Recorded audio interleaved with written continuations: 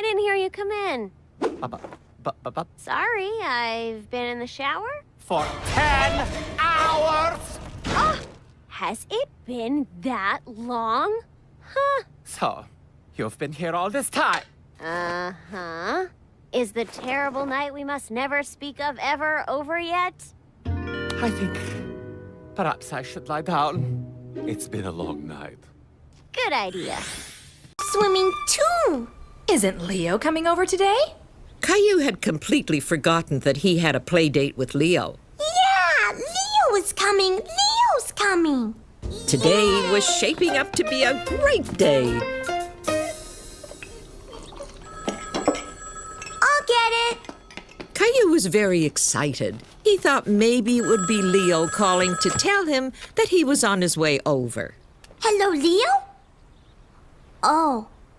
Daddy, it's for you. Before we get started, I just want to allow my guests the opportunity to introduce themselves, basically tell everybody who you are and what you do, and also tell us your top 2 favorite kids' cartoons and why you like them. Okay, hello everyone. My name is Bryn McAuley. I'm based in Toronto, in Canada. I'm proudly Canadian. I have been doing voices for cartoons since I was 7 years old. My first job in animation was playing Caillou on the show Caillou. That was my first job when I was 7. And I have yeah, I was very lucky to start young. And I have just kept going since then. I've been on, I think I've been more than 100 cartoon characters. Some of my most maybe well-known shows are Hotel Transylvania, the series, where I played Mavis. I was on Total Drama Island, where I played the twin cheerleaders, Amy and Sammy. Mm-hmm. And I think my personal favorite show that I've been on is Garage Band, where I played Lainey, who's the bass player. And my favorite cartoons are Rugrats. And it's hard. I would say, you know what? I'm going to say a Canadian show called Stickin' Around. Oh, okay. Yeah. I haven't heard of the Sticking Around. I definitely got to check that out. What's that about? It's just about 2 best friends, but it's a very quirky animation style. I've never seen it before and never seen it since. The characters are just like constantly, like their faces don't stay together. It's always moving. Like it's an extremely unique style of animation. Oh, I definitely got to check that out. That sounds very interesting. It's great. You said Rugrats. That's probably one of my favorite shows as a kid. I love Rugrats. I think just the show, the main character, the voices behind the show just create such a great product. I think it's amazing. Oh yeah, some of the best voice performances, definitely in that era. I think the voice of Tommy Pickles is like one of the greatest voices in animation history. I love that voice. Oh, for sure. And I think even Chucky, because Chucky was one of my favorite characters in the show, man. And I just loved it, his whole family dynamic with him and his dad, and then you figure out what happens to his mom, and then they bring in an adoptive parent, and they're from a different part of the world, and he has a sister, and I felt like that whole dynamic was interesting to see in it, you know? Yes, Chucky's played by Christine Cavanaugh, who also played Dexter in Dexter's Lab. Oh, okay. Oh, I would love to bring her on. That's amazing. She has passed away, but she's an icon for sure. Yeah. That's amazing. Yeah. I always just think it's so crazy when you hear when people like did multiple voices and you'd be like, oh, I never knew all those voices connected like that. You oh know my what gosh, I mean? it's true. Like Chucky and Dexter, like I never would have thought of that. That's amazing. No, she's got range for days. For my second one, I have to choose Pokemon. I think Pokemon is one of my favorite cartoons. This is one of those shows I watched as a kid, not knowing it was an anime, but I think Pokemon's great. I think anyone who's ever seen it has loved it. I don't know if you've actually seen it before or voiced in it or anything. I was not a Pokemon gal. No, I need to catch up. Did you watch Digimon? No. Okay. I just wanted to check because sometimes people don't watch Pokemon, they watch Digimon. But no, I'm not. I've never heard of none of those. I've heard of them, but I wasn't a big anime gal. Okay. we're going to go ahead and jump right into our next segment. We're just going to go ahead and talk about things we've recently watched or listened to, or things that we want to watch in the horizon or anything like that. So I'm going to go ahead and let you go first. Oof. Everything I've watched recently is so dark. Is that okay? Okay, you watch some scary movies or? No, I think just like, oh, you know what? Let me actually plug this show called Office Movers. Okay. It's Canadian. It's created by these two guys, Trevon and Jay Richardson, I think are their names, and they're from Toronto. And in season 2 of their show, they have a special guest star from Drake, and he is so funny. Their whole story is like about being Jamaican Canadian. And being office movers. I mean, like, for me, that's what it's about, or that's like a huge part of the story, is that they're second generation Jamaican immigrants in Canada.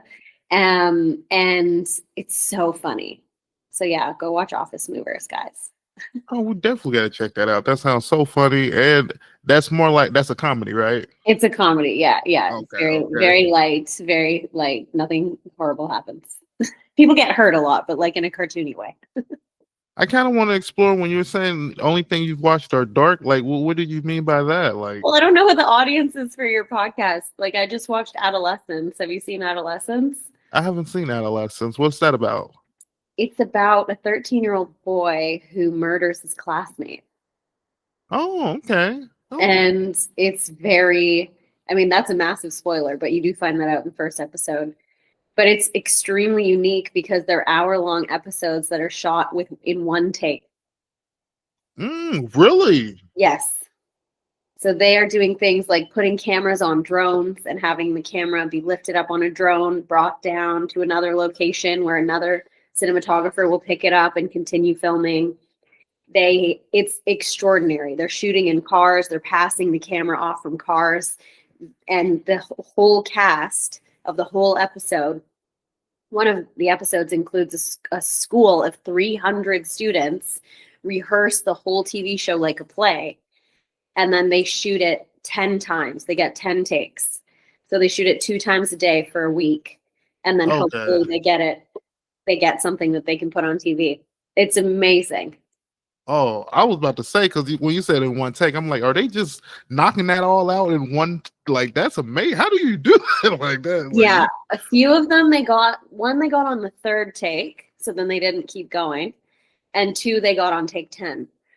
The first one I don't know, but yeah, it's a feat of filmmaking. It's extraordinary.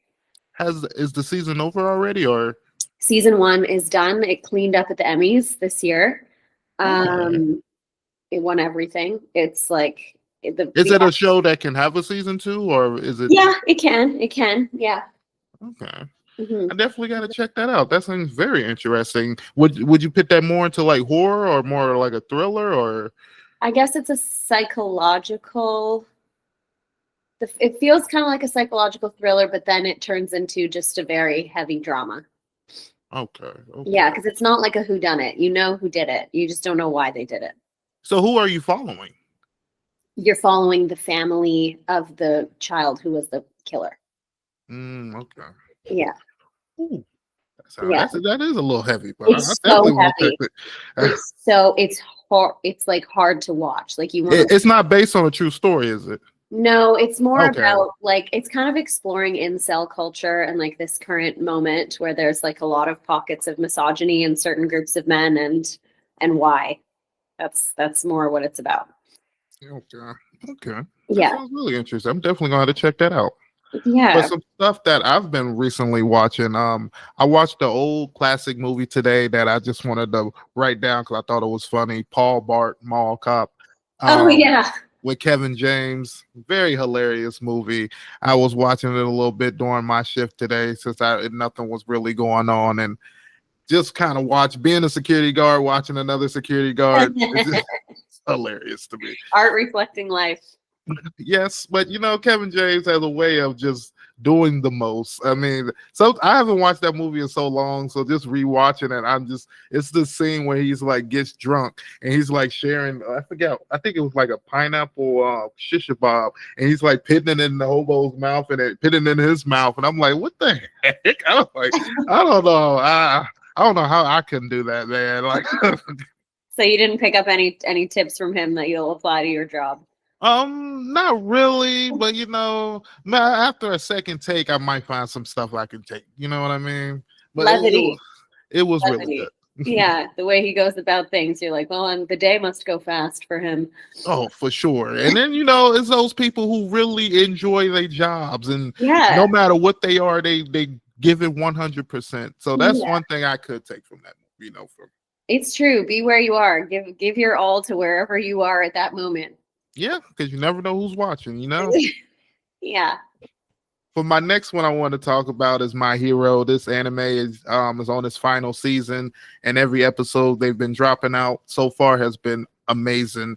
They're basically doing the last fight in the manga, and it's been a classic. I don't know if you've ever watched My Hero, but if you ever get a chance, you should. It's really good.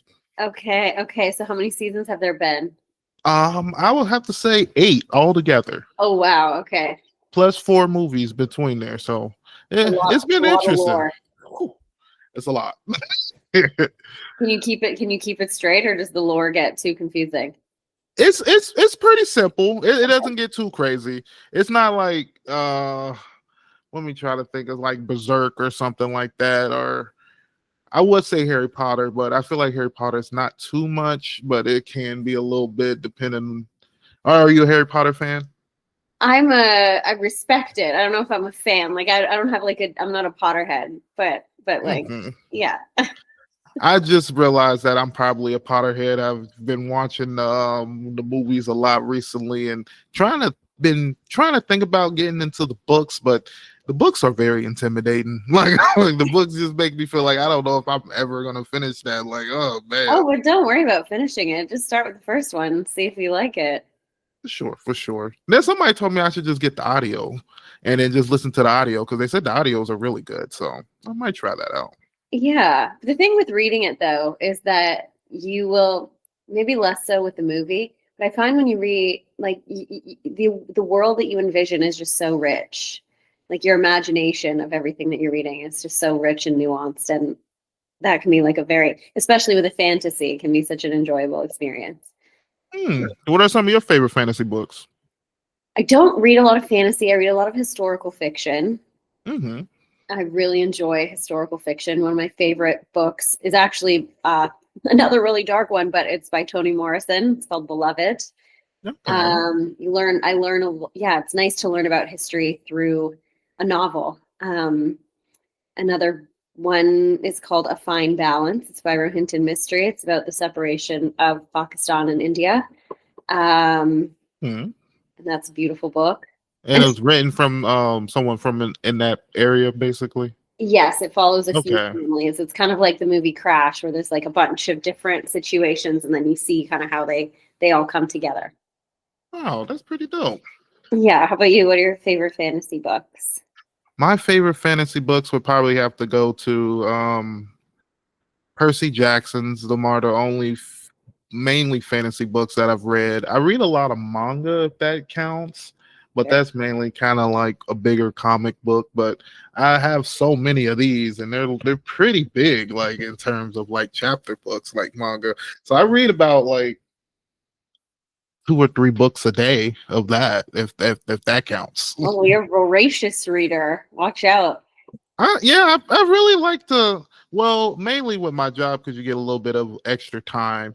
And someone kind of told me that, you should kind of read books. And the book they had gave me, I think, if I can remember exactly, it was about sundown states. I can't remember the name of the book. Oh, wow.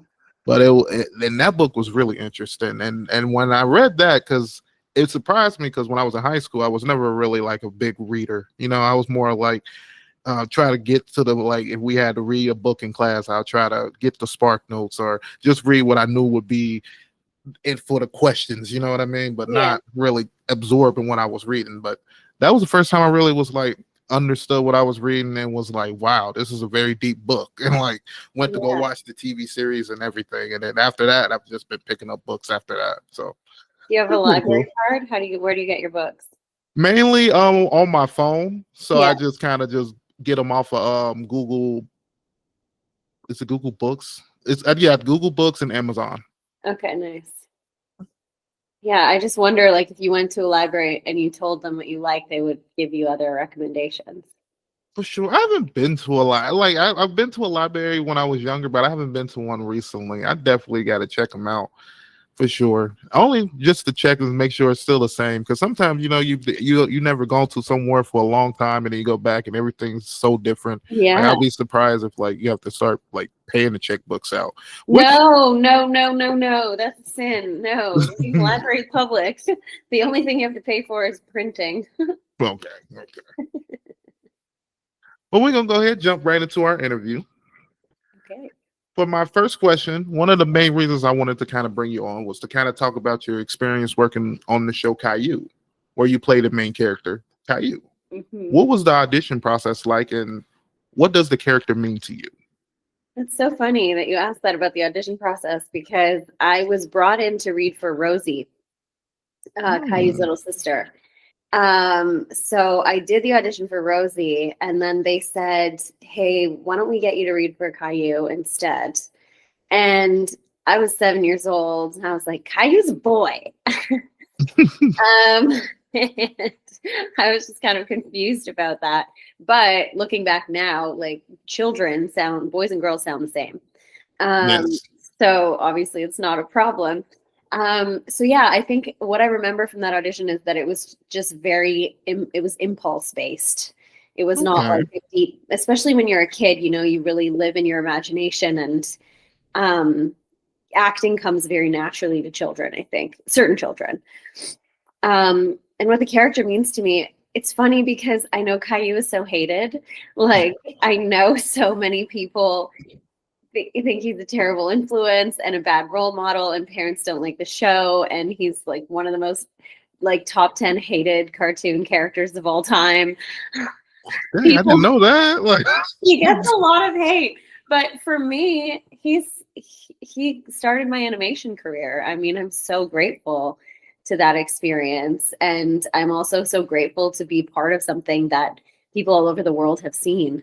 That's very, and also like it's so popular because kids connect with him. I know parents don't like him, but he's like kind of authentic representation of some 4-year-old boys. I definitely got to recheck out the show and make sure I didn't miss anything for him to be hated. Because to me, I always thought it was just a little children PBS show. You know what I mean? But I haven't seen it for so long ago. But ooh, okay, definitely. Do you got any favorite moments that you can remember from the show? Or Well, I think it's really funny when he's supposed to take a bath, and he just fully gets out of the tub, and he's. Because it's a kids show, obviously they can't show anything, so he's just covered in bubbles. And he's like running around the house covered in bubbles. And sometimes I'm like, okay, I understand why parents don't like this show, because you see something and your kid's gonna try it. But he just makes bath time impossible in that episode. And I think it's really funny. so when you were a kid and you were doing the show, did it ever register to you that this was a big show, or was it really popular, or did it take a while to get popular type of thing? It was the first season, so nobody had any idea what it would become. Okay. Any idea. Yeah, it was this. So, I mean, Family Guy makes fun of Caillou to this day. Like, they still roast Caillou. So yeah, never would have guessed that this like small Canadian kids show would become so popular. I didn't know it was a Canadian show, that because I've always just watched it on PBS and everything, which also reminds me, when I was looking at your IMDb, you also was in the show Arthur. Yes. How was that experience? Because that's probably one of my favorite PBS shows. That was really fun. I was on Arthur at the time that like Paris Hilton was very popular. Okay. So there were a ton of cartoon characters that were based on her. They just wanted, that kind of like socialite type who isn't like doesn't read a lot and doesn't know how the world works and is kind of like out of touch. So Okay. it was really fun to play her because I was just a guest star in one episode. But it was, yeah, I mean, Arthur is an iconic show. It was amazing to be part of it.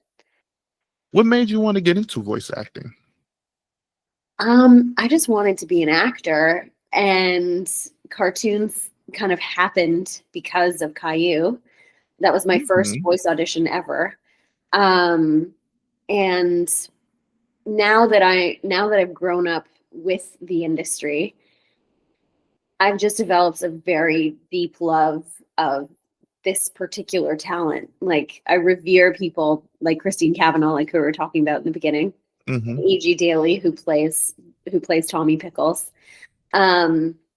Eric Bauza is my hero, and now I call him my friend. He's the voice of Bugs Bunny. Okay. Because it's a very like niche specific talent where like you can look at this picture of a skunk who owns a beauty salon and be like, I know what she sounds like. I think that's an amazing skill, because I always tell people, how do you do that? Like, look at something and create a unique voice like that. Because to me, I just feel like I don't have that ability to do that. Hey, you never know. Have you tried? I be trying, but I feel like my deep voice for like a villain just sounds like it doesn't sound good. It just doesn't sound unique. Like, I don't know. In my mind, I'm like, it's probably not as good as I'm thinking, and it's probably some little studio magic to edit it up and make it sound as good as it do. But but then some people, like, I have them do their voices on the spot, and they can do it. So it's like, I don't. That's amazing. Like, can you still do the Caillou voice, or is that something that like? I get asked. It doesn't sound like how it sounded. It sounds like, no, I don't want to. It's like, it's up there, but it's not. I don't sound like a 7-year-old child anymore. So when they do they still make new Caillou episodes or anything like that?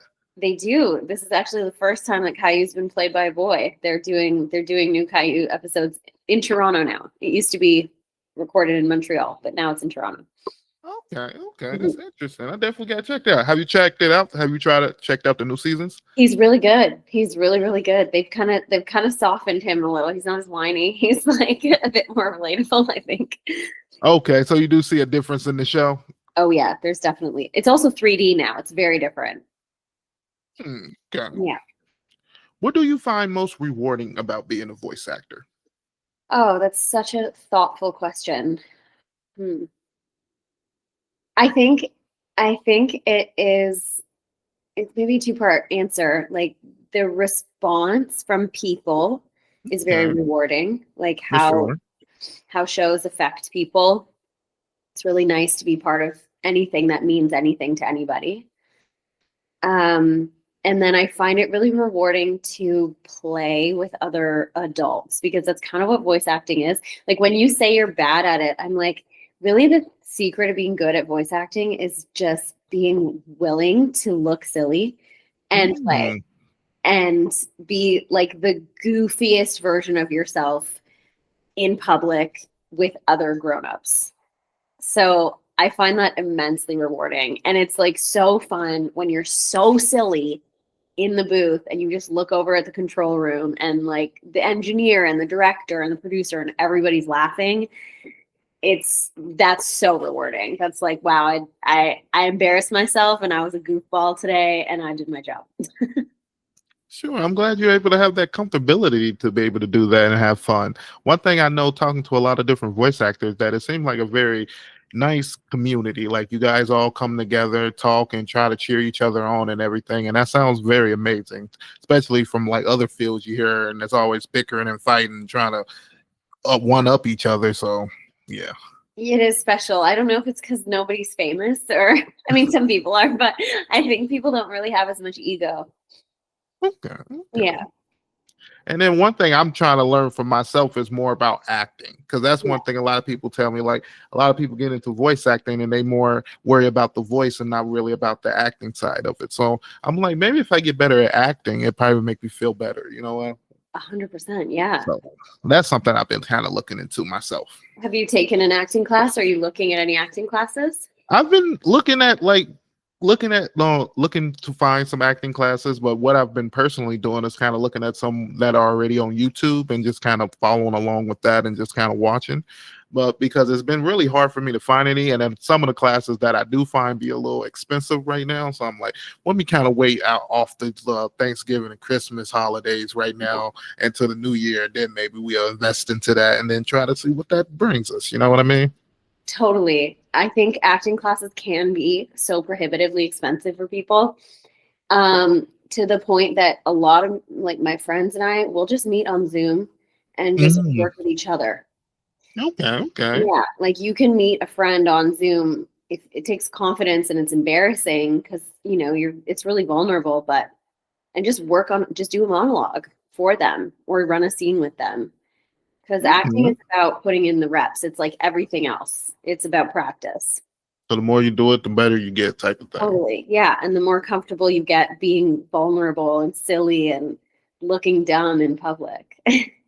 Yeah, that's my thing, is trying to get out of those embarrassing quirks and trying not to feel embarrassed and actually be able to be yourself. That's the one thing I've been trying to do, because I'm still a person that kind of gets stage fright. And that was one of the main reasons I tried to make this podcast, to kind of get more used to talking to people.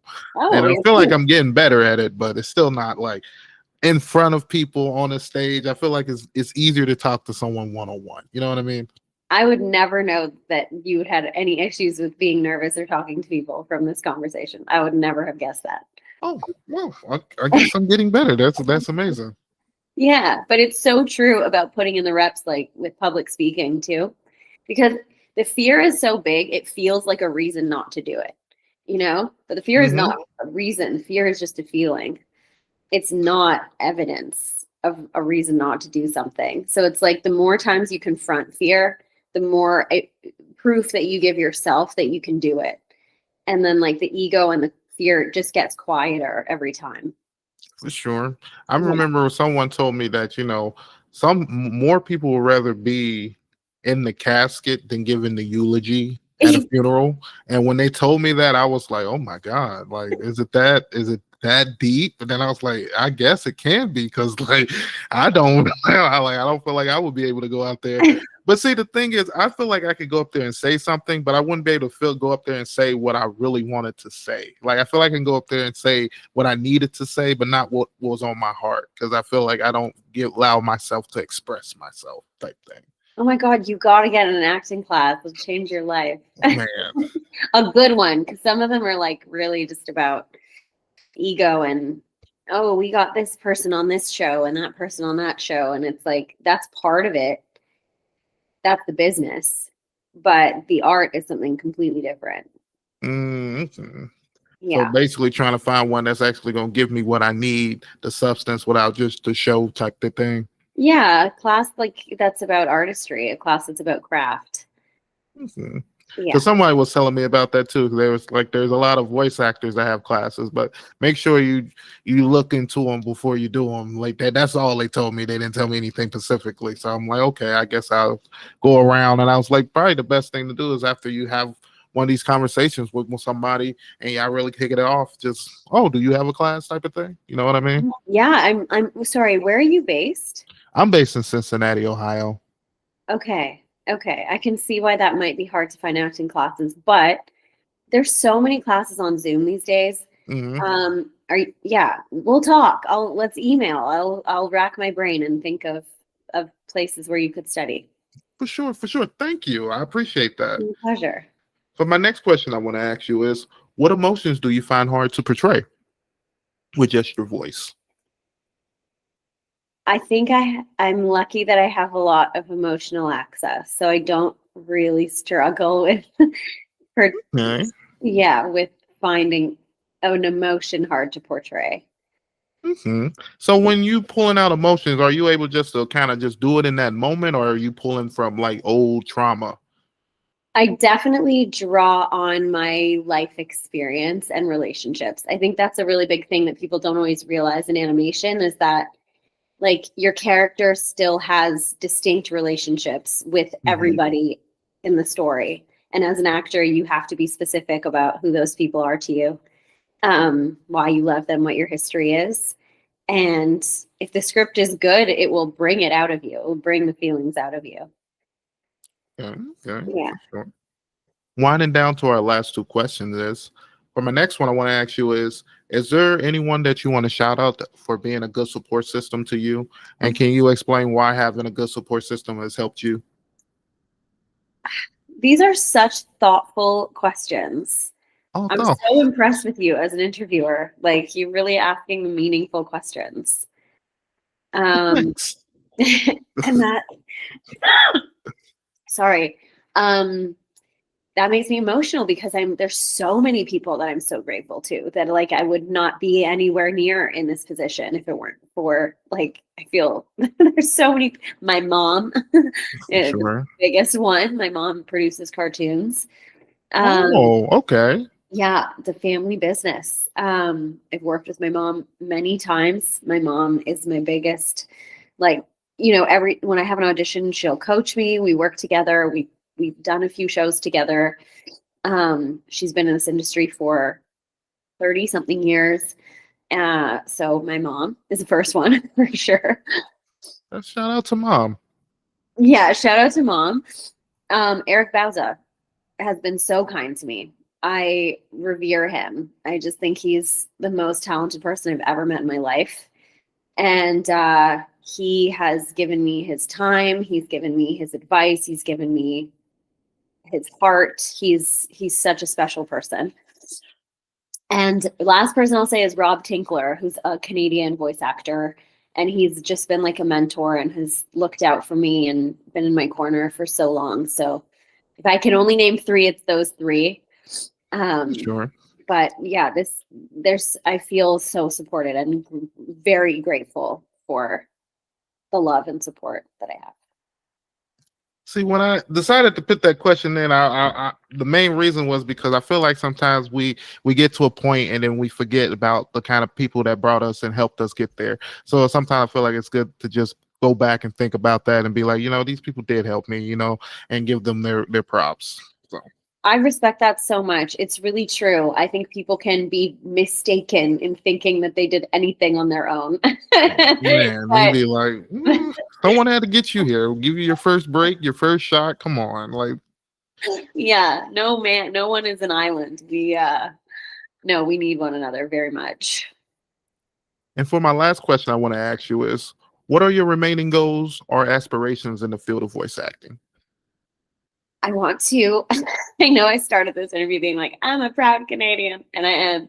But I really want to move to LA. Okay. I'm dying to move to LA. Animation has unfortunately really been, I don't want to say gutted, but there's a lot of people in the States too, Pixar animators, Disney animators, Cartoon Network shutting down. Like there's so many people who aren't working. But in Canada, it's like even more severe. That's kind of a downer. Let me not be a downer. My goals are to move to LA. And I would love to do video games. I would love to do like some of the other media. And I don't know, I want to work with Tara Strong. I would love to be in a booth with Eric Bauza again. I just want to keep getting better at this thing because I love it so much. For sure. But I think that's an interesting thing you brought up because I would have never knew that like there was kind of a drought in voice acting in Canada. I would have not thought that. But when you bring that up, it kind of makes you think that, a lot of anime back in the day were dubbed in Canada, then got moved to Texas and stuff like that. So a lot of industries are kind of moving out. And then when you brought up Cartoon Network is gone now. So it's like, dang, what? It's really mainly like anime and then cartoons and really LA and Dallas were kind of like where you would want to be at, kind of. Okay. Yeah, that's kind of it. Like Toronto has been a powerhouse for so long. But Nelvana, which is like this massive animation company. They made Care Bears, they made Franklin, they made that show that I mentioned, Sticking Around. They did Barney last year. They closed. They closed in August. They have employed thousands of people, and wow, they that's are like, crazy. yeah, and they're gone. It's like, it's really sad what's happening to animation, not just in Canada, like in North America. It's just in a strange period, but really hope that it comes back. Dang, that is kind of crazy. Is it making you feel like you need to explore different avenues in voice acting, like commercials and stuff like that, or something? Yeah, you're very perceptive. Yes, I have many other jobs now. But yes, I do want to do more on camera because I love it. Okay. But I haven't, animation's been my thing for so long, and now it's not. So I have to pivot. Mm-hmm. So have you kind of like, because I know a lot of voice actors that kind of jump into like voice directing and stuff like that. Is that something you're interested in, or? I prefer coaching. I really love working with actors. I coach some kids. I've coached a lot of adults. But I really love like the alchemy of performance. So yeah, in terms of any other role in the business in animation, it would be that. Yes. All right. Yeah. Well, that basically ends all my questions. Is there anything else you want to discuss or let the audience know before we wrap up? Thank you.